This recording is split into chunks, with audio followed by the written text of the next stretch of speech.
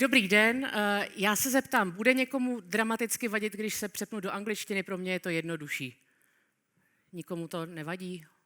All right, perfect. Let me please switch to English because I studied archaeology in English and some of the terminology just comes easier for me in English, so please bear with me. While it was a little bit disheartening, like, the moment that archaeology comes up, people start leaving the room, I actually think that archaeology is absolutely a science of the future. Now, when I say this to my archaeology friends, they agree and they're like, yeah, of course it is. When I say this to random people in the street or in the pub or whatever, they often laugh at me because archaeology in their heads is basically looking at old bones and looking at old buildings, etc. But it really isn't. Archaeology combined with modern technologies such as AI, blockchain, extended reality helps us understand civilizational dynamics, and it really helps us finally learn from history, because one of the hilarious things about humans is that we keep behaving in the same way over and over and over again. It's beautifully encompassed in a quote by E.O. Wilson. Unfortunately, he already passed away, but he says that humans have Paleolithic emotions, medieval institutions, and godlike technology, and that really is very, very true. So my aim, something I do both in research at Oxford and at the Czech Technical University, the Institute of Robotics and Cybernetics, but also in my company, because archaeology doesn't make that much money, gotta pay the rent somehow.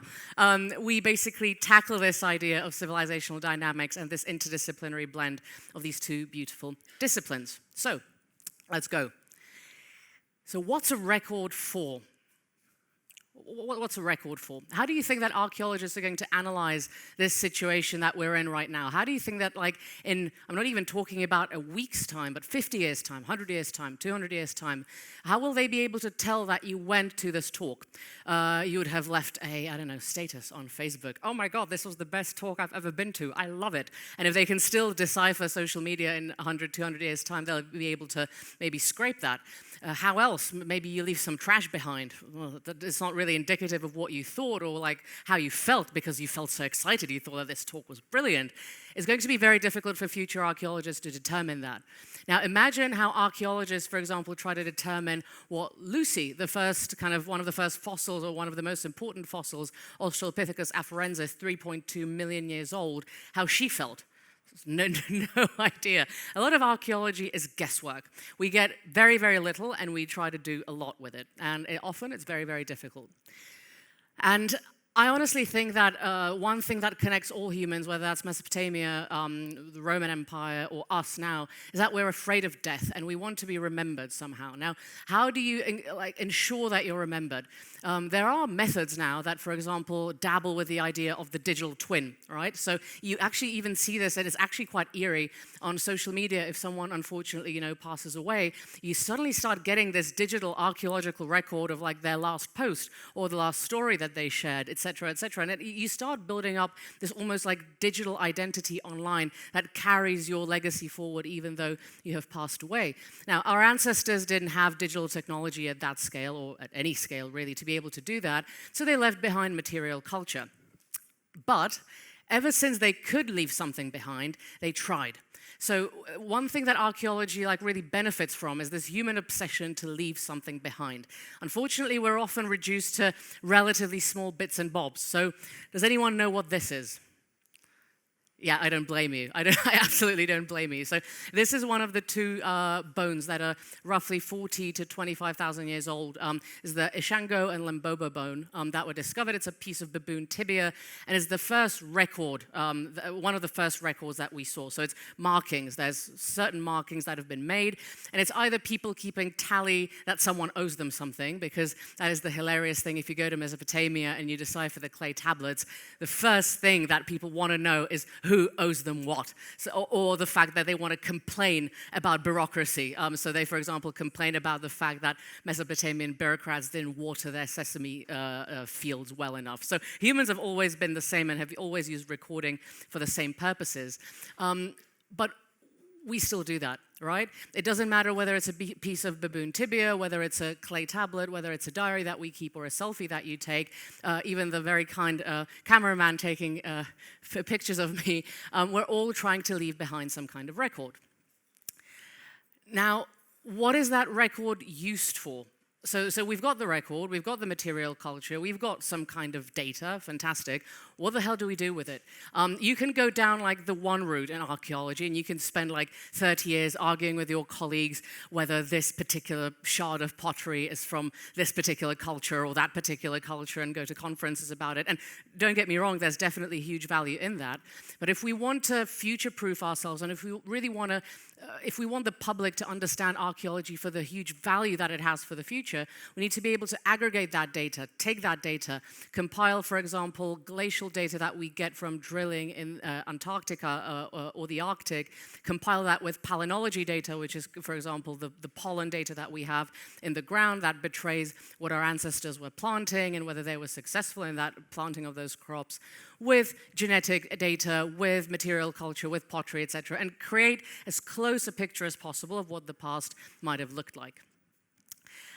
And why is that important? Because this is one of my favorite memes, or it's a snapshot of a post on X. But the idea that victors write history, well, that is very often the case. And we're all very driven by stories. We're all very driven by the past. We've got elections coming up in the Czech Republic at the start of October. What do you think that all the parties, from the extreme left to the extreme right, what do you think they're doing? They're referencing the past. It's going to be 88 years since the death of our first president, Tomáš Garrigue Masaryk, and we're going to be opening, the last letter that he kind of left behind before he died. And everyone, can't wait. It just shows us how the past, like even though it might be removed, 80, 100, 500, 1,000 years, how it still really dictates the modern world. So if we want to get those stories right, and if we want to give those voiceless from the past a voice, and if we want to set the record straight, literally, we have to be able to understand that data in the past as closely as possible. Now, this is where the idea of civilization resilience comes into play. So archaeology is born out of kind of antiquarianism, right? It's Renaissance people collecting various things on their grand tours across Europe and kind of displaying them in their palazzos in Florence, etc. That's not really a good way of trying to understand the past. With the modern benefits of technology, which I'm going to show you right now, we can get the kind of storytelling of archaeology as close as possible so that we can start repairing some of those myths from the past that have unfortunately done a lot of damage as well. The problem is that archaeology doesn't really have that ring to it. People don't really go and study it. So when it comes to, for example, academic funding, compare it to how much archaeology gets versus AI. Now, I'm not actually advocating that the state should give us more money because I don't really believe that the state sorts anything out, really. But we're actually right now pioneering with blockchain decentralized funding for academia. So we're launching one of the projects that we did, which is 2 years ago, go into the jungle in Guatemala, and thanks to AI in combination with LiDAR, we were able to detect a Maya city that is almost 3,000 years old in the jungle. It was actually headed, I was just there to watch, it was headed by a phenomenal archaeologist, Milan Kovač, who's also Slovakian, resides in Bratislava. And you see that the applying for grants and the bureaucracy around trying to make archaeology happen is very, very difficult. But when you ask people, like I'm going to ask you now, how many of you wanted to be an archaeologist at least a little bit when you were little? Okay, well, I expected a bit more hands than that. Okay, so my point doesn't really stand, but all of us loved reading like horrible histories and loved reading about ancient Egypt, and it's got something to it, right? There's a reason why films around Indiana Jones or Nathan Drake, etc., or Lara Croft, why they're popular. But the problem is that people don't really see the monetary value in archaeology. They don't see what's the point beyond being a nice hobby and a nice conversation topic. So we really need to ground archaeology and technology more if we want it to become more relevant in the way that it deserves. Because, and I already discussed this, but archaeology is absolutely central, and you might not even kind of recognize this, but look at the billboards, look at the marketing campaigns, whether that's Ferrari grounding themselves in one of the flying aces of World War I and his braying black stallion, whether it's Napoleon basically replacing the Bourbon lily with the Napoleonic bee to give himself a new kind of symbol, and now you walk around Paris and you see that emblem of the bee being etched anywhere. It's also, by the way, very similar to what Marcus Aurelius did in Rome when he said, what's bad for the beehive cannot be good for the bees. He was comparing the Romans to the beehive to kind of like instill that sense of social cohesion. So you see that everywhere. And I give you a challenge to listen to the next politician or the next president, during the New Year's speech and all that, how heavily they reference these types of symbols. I was working in digitalizing politics many years ago, and we were building the digital infrastructure on both sides of Brexit. Now, Brexit, that was something that was referring back to the Magna Carta during the kind of public debates, which is 1215. And one of the biggest leverages in Brexit was Theresa May discussing with Emmanuel Macron that if it goes ahead, the French will return the Bayeux Tapestry for the first time in like around 900 years since the Battle of Hastings. They'll return it to the British Museum. Like all these discussions about, the Rosetta Stone being given back to Egypt, to the Cairo Museum, the Greeks, again, it's the British that, took it, telling the British to give back the Elgin marbles into the Acropolis Museum. These discussions are really, really passionate, and they happen every day because they basically reflect our identity. So next time someone tells you that history and archaeology isn't important, why the hell do they bother talking about it then during such an important time like Brexit? So going back to how we can use tech to make that storytelling and the narrative a little bit easier. So we basically think of archaeology as a cake, right? We've got storage of data. We need to store that data somewhere, right? So if you go to a museum, a lot of that data will be stored in various databases. Now, I love museums. They're not the most forward tech thinking people. I used to work in a company called Dexhibit. We used to do predictive visitation analysis for museums. And for example, the National Gallery in London, how many of you have been on Trafalgar Square? Beautiful gallery. We were talking to the new innovation manager there, and we were saying, so how do you predict your visitation? And they, I think, lost 1 million visitors a year. So this was 2016. They went from 6 million to 5 million, and they didn't know why. And we were like, okay, so how do you look at your data? And they were like, oh, well, we've got a data team. And we're like, okay, that's good, that's interesting. What does your data team do? How do you predict this? And they were like, well, if we want to predict, for example, the visitation of the gallery in February, we take the last 5 Februaries, we add them up, and we divide them by 5. And I was like, okay, how's that working out for you? You just lost 1 million visitors. So we had to connect their ticketing to their exhibitions, to the footfall, to Wi-Fi hotspots, to the flights coming in and out of London, etc. And we found out that what they thought was caused by Brexit, so not tourists not coming anymore to London, and therefore the visitor numbers falling, therefore we don't have to try and do anything with the strategy. It was actually caused by the Airbnb effect. So if you've been to London, London's like a big onion, right? And the center of the onion is really freaking expensive. If you want to live in zone 1, it's going to cost you a lot of money. So even though the galleries and the museums might be free, you're not going to live in the center, and you're not going to take the train for £30 in the center to see it, unless you really love Rembrandt. You're going to stay in zone 5, and you're going to go to Brighton or somewhere else. So actually, you had the movement of humans away from the center of London and not going to those traditional tourist attractions anymore. Now, the moment we cracked that with the help of data, we were able to actually restore the health of the National Gallery and their footfall and be able to predict how many people are going to come visit them. So yes, data is very important. How you store it, whether you even collect it and how you collect it, and how you analyze it as well. Now, this is, if any of you want to take a picture, I'm also happy to then put these slides online. There's no gatekeeping on my end. There's several kind of aspects of technology that are worth pointing out that are really, really useful in archaeology. One of them is cloud computing. So often it's just getting the data from a piece of paper onto a computer. Like, that's often step 1, right?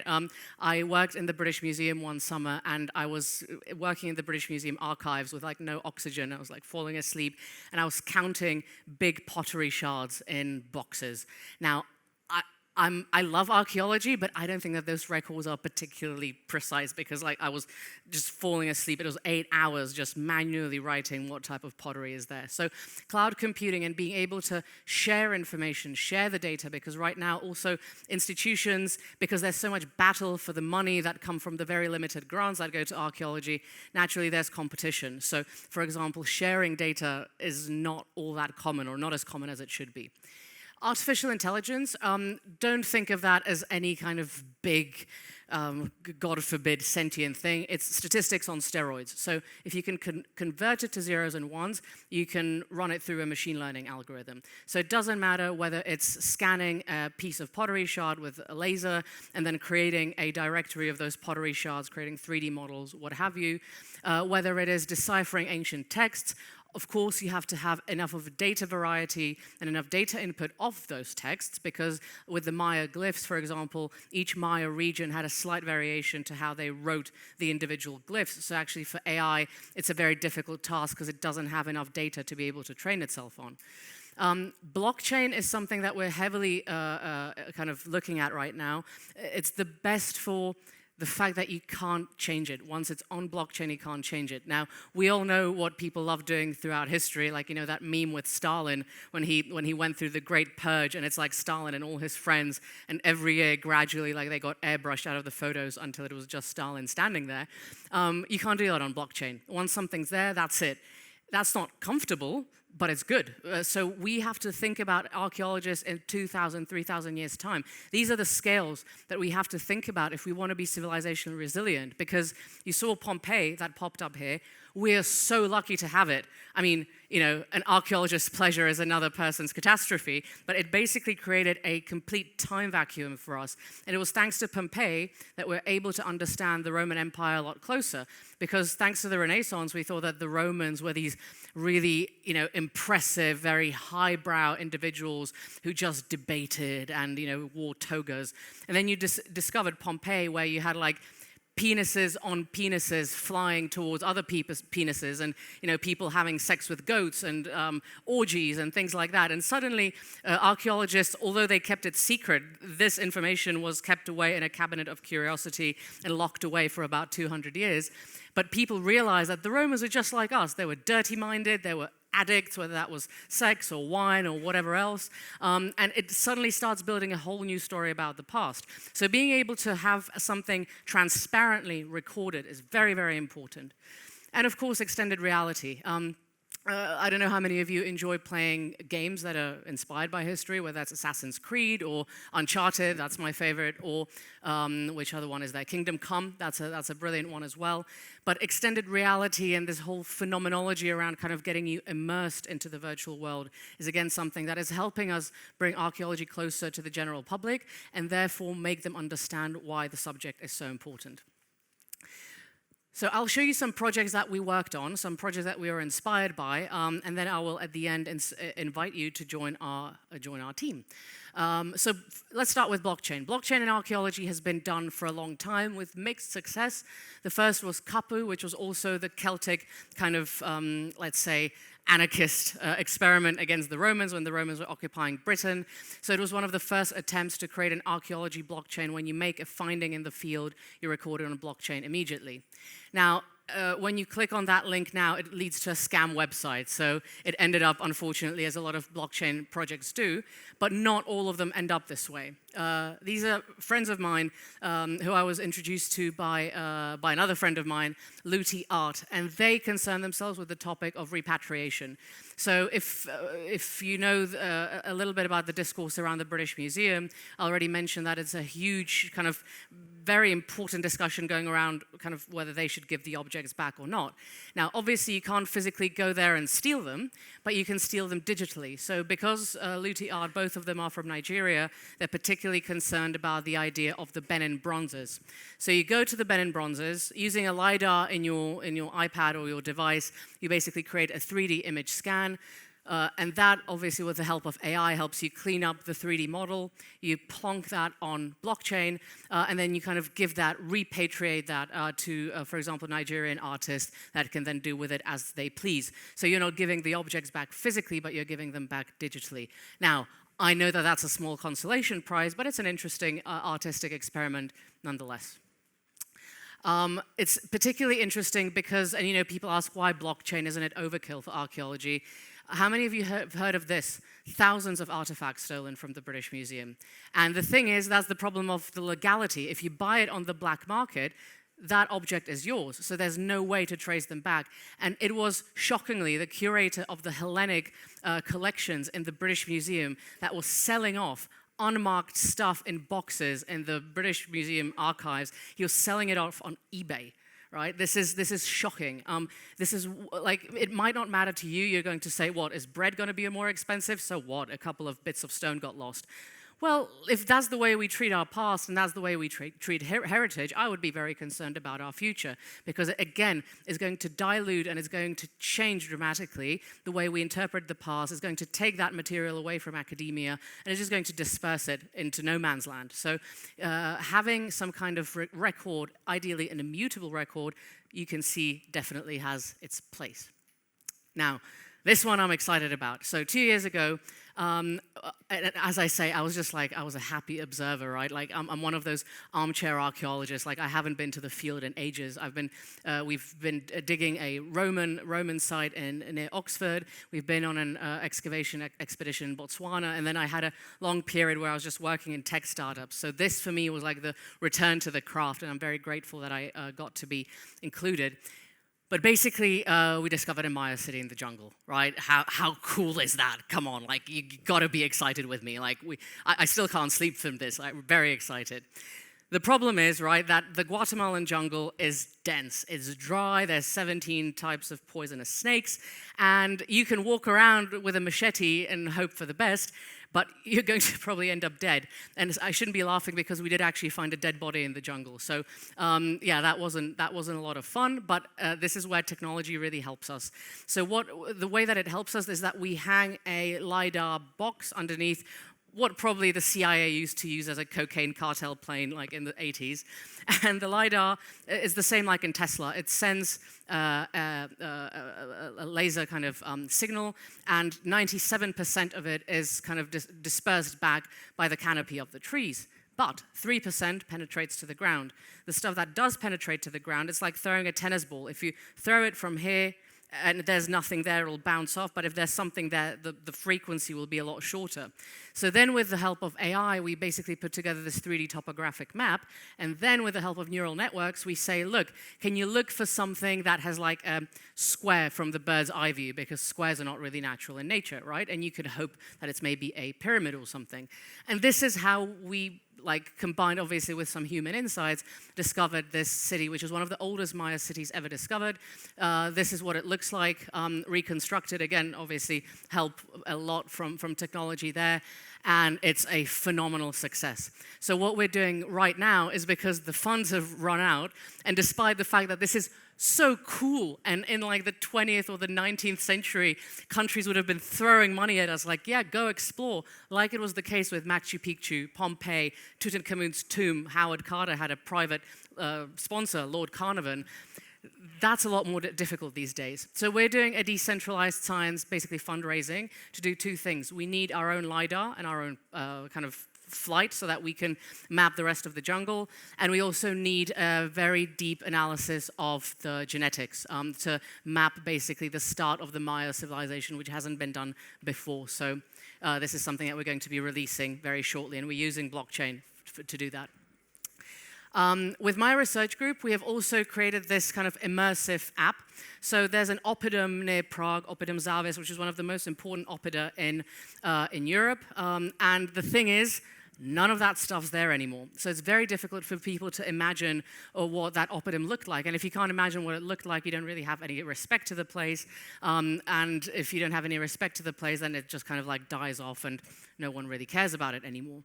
So we created, with the combination of augmented reality, so for example, you can take a picture with what the oppidum would have looked like. You can kind of see it through the lens of your phone. With gamification, also with a bit of information, we've created this app that kind of reconstructs it. The problem is there's no signal there. So you have a QR code that you can download the app, but you're not going to have the signal to do it. So it just shows you that you can do all you want in the office, but in the terrain, it's often a different story. We figured it out, but yeah, that was a fun one. This is a project we did for a big consultancy company that started to have kind of issues around human resources during COVID. People were kind of walking out, they were burnt out, etc. So this is not necessarily archaeology, it's more evolutionary anthropology, where we created a simulation where managers were basically taught how to simulate relationship and behavior and interactions with people. Because during COVID, both of those sides were often burnt out, and someone came to the manager and said, look, I need a little bit more time to please kind of like carry on with my project, and the manager would be in a bad mood, and the person would say, you know what, screw you, and they'd just walk away. And this actually proved almost catastrophic for this consultancy company. So we did this kind of evolutionary anthropology VR test, and it was very useful as well. And VR is very helpful in helping us reconstruct the behaviors and social dynamics of past civilizations. Now, this is a bit of work that I'm particularly proud of. They're fantastic families. The House of Lobkowitz, they're one of the princely families of the Czech Republic. You can imagine what happened to princely families in the Czech Republic during the Nazis and the communists. They took everything twice from them, and they had to battle to get it twice back. And you can imagine how communists behaved towards the castles, etc., that they had under their stewardship. So when they came back in the 90s, one of the chateaus, for example, was used to store fertilizer and tractors, right? So they came back to like family wealth that they've been accumulating over 700 years to find it completely dilapidated. So they don't have the money, they don't have the financial capital to be able to restore a lot of this. So they rely on technology to make that journey a little bit easier. So we're talking about digitalization of cultural heritage. So what we've done is, with a combination of drones with LiDAR in them and kind of walking around the castle with this kind of laser backpack, we're able to create a 3D scans of one of the castles. We're going to be doing this for the rest of their objects as well. The idea is how to make this profitable, so we just don't have a model for the sake of it. We might be able to maybe sell this off to a gaming company. How many of you remember when the Notre Dame burned down? Yeah, that was pretty dramatic. Do you know who they went to when they needed it reconstructed? The team of Assassin's Creed, because the team of Assassin's Creed that built the game actually had one of the best 3D models of Notre Dame until that point. So creating digital twins of the past is very important to us, and AI helps us very strongly with this.